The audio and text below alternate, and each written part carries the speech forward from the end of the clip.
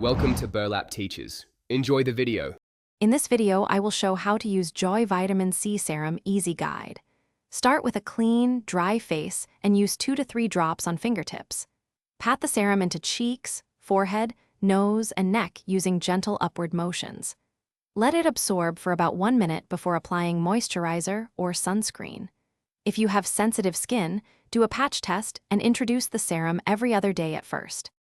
For a morning routine, cleanse and tone, then apply Joy Vitamin C Serum before moisturizer and sunscreen. Use 2 to 3 drops and press gently into the skin to enhance absorption. Follow with a broad-spectrum SPF to protect the antioxidant benefits. If you use other actives, layer water-based products first and wait a minute between steps. Keep the routine consistent to see gradual brightening and protection benefits over time. If you're finding this helpful, please subscribe and like the video to support the channel. Quick recommendation: life's too short for a stinky car. Grab Little Tree's Black Ice for a crisp, long-lasting scent that pairs nicely with your self-care routine.